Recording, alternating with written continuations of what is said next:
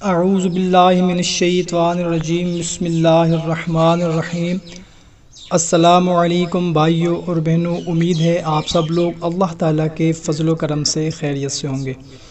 خواتین و حضرات، ماہ ذی الحج بہت ہی بابرکت، رحمتوں والا، فضیلتوں والا مہینہ ہے، شروع ہونے والا ہے۔ ماہ ذی الحج کا چاند نظر آنے سے پہلے جو کوئی یہ 3 کام کر لے گا انشاءاللہ تعالیٰ اسے قربانی کا ثواب ملے گا۔ اگر کسی کے پاس اتنی استطاعت نہیں ہے کہ وہ قربانی کر سکے تو وہ یہ 3 کام کر لے، انشاءاللہ تعالیٰ اس کو قربانی کے برابر ثواب ملے گا۔ وہ 3 کام کون کون سے کرنے ہیں کہ حضرت عبداللہ بن عمر رضی اللہ تعالیٰ عنہ سے راوی ہے کہ رسول اللہ صلی اللہ تعالیٰ علیہ وسلم نے فرمایا، مجھے یوم الاضحیٰ کا حکم دیا گیا، اس دن کو خدا نے اس امت کے لیے عید بنایا۔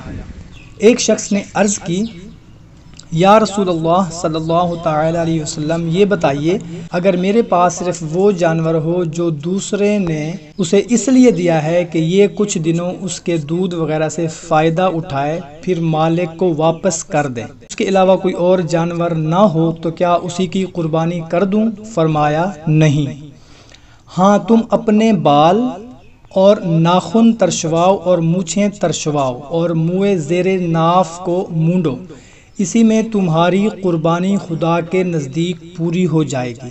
یعنی جس کو قربانی کی توفیق نہ ہو اسے ان چیزوں کے کرنے سے قربانی کا ثواب حاصل ہو جائے گا۔ ابو داؤد، نسائی، مشکات شریف کی حدیث مبارکہ ہے۔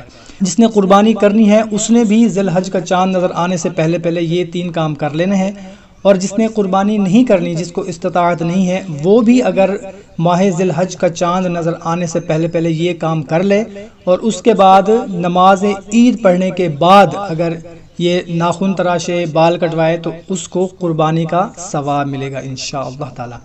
اور اس کے علاوہ ام المومنین ام سلمہ رضی اللہ تعالی عنہا سے راوی کہ حضور نبی کریم صلی اللہ تعالی علیہ وسلم نے فرمایا، جس نے ذی الحجہ کا چاند دیکھ لیا اور اس کا ارادہ قربانی کرنے کا ہے تو جب تک قربانی نہ کر لے بال اور ناخنوں سے نہ لے، یعنی نہ ترشوائے۔ مسلم و ترمذی، نسائی، ابن ماجہ، مشکات شریف کی یہ حدیث مبارکہ ہے۔ سبحان اللہ، ناظرین کتنی بڑی فضیلت ہے کہ اگر چاند نظر آنے سے پہلے بال ناخن وغیرہ کٹوا لیں، ترشوا لیں، اور جب چاند نظر آ جائے اس سے لے کر جب عید کی نماز ادا ہو جائے اس وقت تک اگر یہ کام نہ کریں تو انشاءاللہ تعالی قربانی کا ثواب ملے گا۔ سبحان اللہ، بہت ہی بڑی فضیلت ہے، ہم نے یہ کام لازمی کرنا ہے انشاءاللہ تعالی۔ کوشش کیا کریں کہ اچھی بات کو شیئر ضرور کر دیا کریں، کیونکہ اچھی بات کو شیئر کرنا صدقہ جاریہ ہے۔ تو ہمیں دیں اجازت، ملتے ہیں نئی ویڈیو میں، اللہ حافظ۔